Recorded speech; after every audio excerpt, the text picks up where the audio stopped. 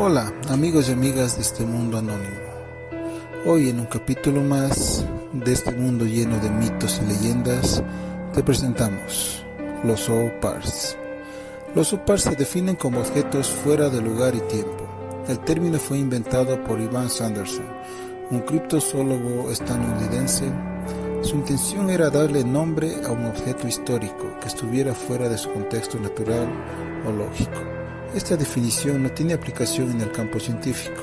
Por lo general es utilizada por seguidores de los temas paranormales. Aún así, el término es usado ampliamente para refutar modelos científicos oficiales. Los criptozoólogos cuestionan la teoría de la evolución de Charles Darwin y defienden la hipótesis de los antiguos astronautas. Esta plantea que seres extraterrestres son responsables del origen y la evolución de distintas culturas humanas. Igualmente afirman que tanto las religiones como la tecnología, sus conocimientos heredados de pueblos provenientes de otros planetas.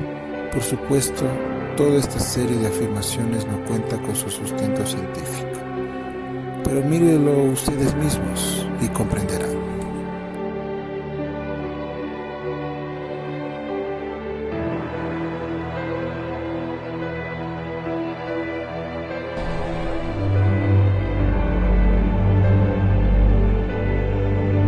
Saludos estimados navegantes. No hay nada que resulte más tentador que viajar en el tiempo. Pero lo más intrigante es encontrar indicios de tecnología actual en tiempos pasados. Objetos con una tecnología tan avanzada que desafía las capacidades de la época. Hoy vengo a hablaros de los famosos OPARs. El término OPART proviene del inglés Out of Place Artifact, que significa algo así como artefacto fuera de lugar. Son supuestos objetos arqueológicos que, de ser reales, su tecnología no se correspondería con el período del que datan, y pondrían en duda todo lo que damos por establecido hoy en día sobre el origen del ser humano. Algunos incluso creen que existen viajeros del tiempo entre nosotros que construyen objetos o aparecen con un objeto tecnológico que no debería estar allí. Internet está lleno de relatos de estos objetos y de legiones de seguidores que respaldan su autenticidad.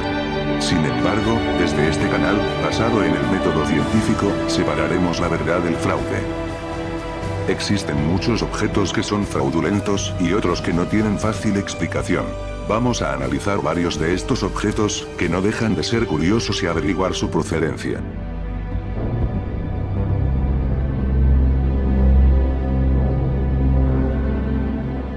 Muchos creen que la calavera de cuarzo es una obra maestra y demuestra la habilidad tecnológica y artística de las civilizaciones mesoamericanas en el trabajo del cuarzo. Ni una sola marca de pulido en su superficie. Parece como si hubieran sido moldeadas con láser. Algo obviamente imposible.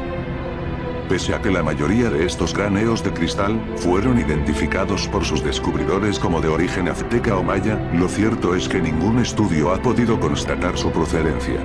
Estas culturas no contaban con la tecnología necesaria para elaborar unos cráneos tan exactos, sin rastro de trazos de talla. Jane McLaren Walsh, antropóloga del Museo Smithsonian en Nueva York, realizó un análisis pormenorizado de las calaveras. El análisis dio como resultado un fraude en toda regla. Fue creado por algún artesano de México del siglo XIX y que pretendía aprovechar el filón de las culturas precolombinas en el viejo continente.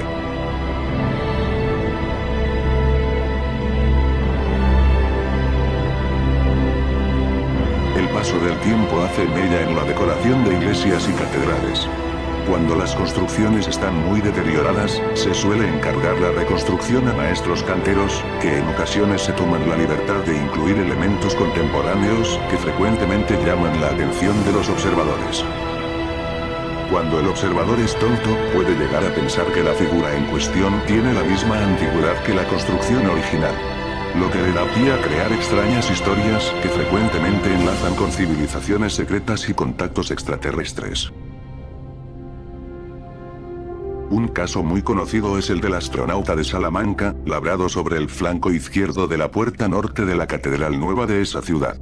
La figura es obra del restaurador Miguel Romero en 1992. Esto no es algo genuino, sino que suele ocurrir en muchas restauraciones, en las que el cantero gusta de dejar su pequeña aportación a la historia del monumento. Otro caso es la restauración de la iglesia de Santa María la Mayor de Trujillo, en la que el cantero Torre Julia grabó el escudo del Athletic de Bilbao, su club de fútbol favorito. O como la imagen de Darth Vader, apareciendo como una gárgola en la Catedral de Washington, que fue tallada en 1980.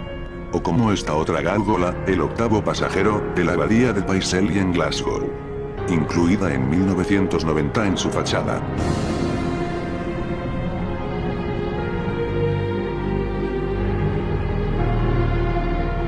Otro ejemplo de objetos fuera de lugar, son las célebres piedras de Ica, en las que aparecen representados dinosaurios amaestrados por humanos, operaciones quirúrgicas, o gente mirando las estrellas con telescopios, lo que no solo sugeriría que la civilización que las fabricó tenía una tecnología muy avanzada, sino que además, convivía con los dinosaurios. Esto podría significar tanto que los humanos llevamos más tiempo en la Tierra del que pensamos, o que hemos hecho algo terriblemente mal, datando los fósiles, y los dinosaurios son mucho más recientes de lo que creemos. En los años 60, Javier Cabrera, un médico aficionado a la arqueología peruana, vio una piedra en la que aparecía grabada la imagen de un pez que a su parecer, pertenecía a una especie extinta. Se interesó mucho por esta piedra, y pronto encontró a dos hermanos, que le vendieron más de 300 parecidas. Decían que no conseguían que los arqueólogos se interesaran en ellas, probablemente porque los arqueólogos de verdad debían sospechar que se trataba de una patraña. Basilio Ustsuya, un granjero, decía haber encontrado unas cuantas en una cueva, de la que nunca reveló la localización.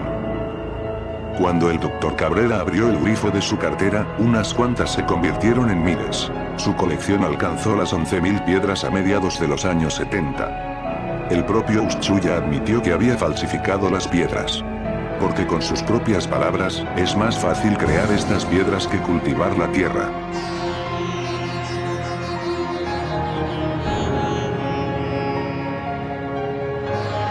También en Egipto se descubrieron estos grabados del siglo IV a.C. en el que se puede ver a un hombre sujetar lo que parece una bombilla gigantesca más propia de la era actual. Este OPART fue totalmente desmentido desde el comienzo, puesto que en Egipto no había bombillas de filamento de varios metros.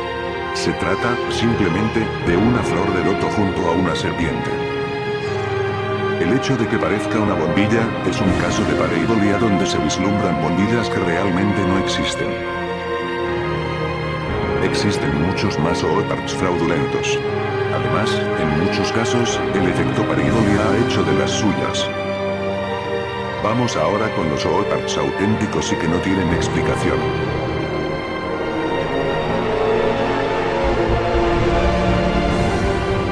El mecanismo de Anticitera no es un objeto antiguo cualquiera.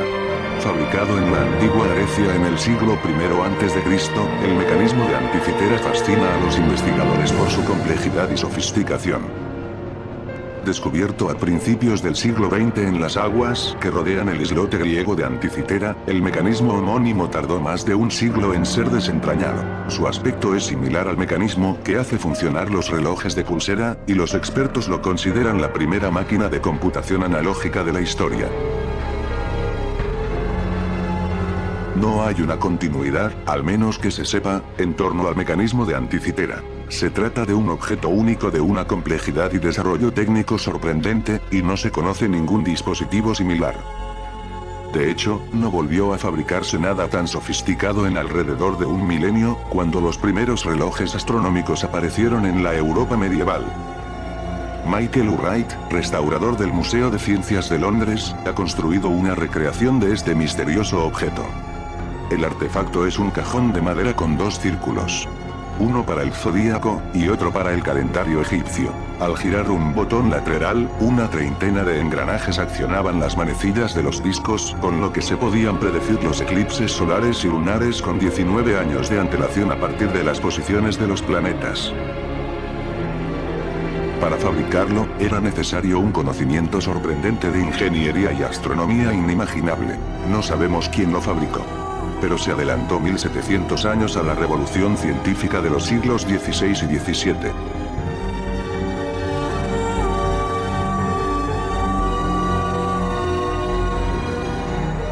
El mecanismo de anticitera está reconocido como un OPART auténtico.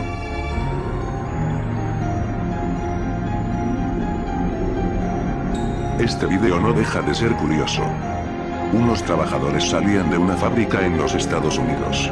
Al parecer, fue grabado en 1938. Nada extraordinario, salvo que en un momento de la toma, puede verse a una mujer joven hablando por algo parecido a un teléfono celular moderno. Luego se lo retira de la oreja, y lo lleva en la mano, como cualquier adolescente contemporánea, enviando un WhatsApp a sus amigas. ¿Es esto una evidencia de un objeto fuera de su tiempo? ¿Una viajera en el tiempo quizá?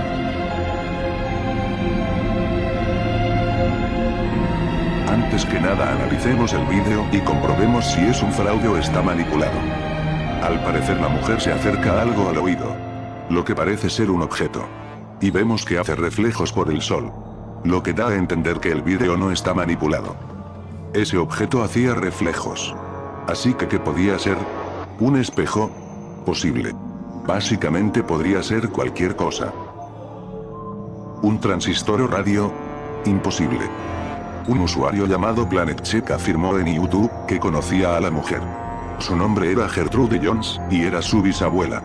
Según este usuario, la mujer tenía por entonces 17 años y salía de una fábrica de DuPont en Leominster, Massachusetts. DuPont tenía una sección de telefonía en la fábrica, y estaba probando un prototipo de teléfono inalámbrico. La mujer estaba hablando con otro compañero, que no aparece en la secuencia, y que se encontraba a su derecha.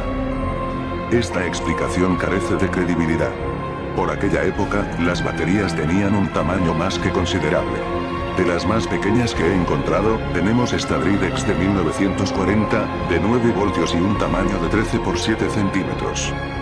Solo la batería ya tiene el tamaño que aparenta el dispositivo entero. Pero es que en aquella época no se habían desarrollado todavía los transistores. Y los equipos electrónicos utilizaban válvulas de vacío. La radio más pequeña de esa época tenía el tamaño de una caja de zapatos. El primer prototipo de walkie-talkie portable fue desarrollado por Motorola en 1940. Fue el SCR-536, y tenía este aspecto. Posiblemente se podría reducir algo el tamaño si se tuviesen menos pretensiones en duración de la batería y alcance. Pero tanto como para dejarlo en el tamaño de un celular moderno es imposible.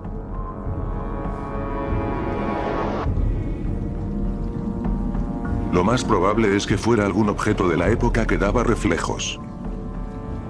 La explicación más inverosímil es que fuera una viajera del tiempo, que saca su teléfono móvil entre tanta gente para contactar con alguien.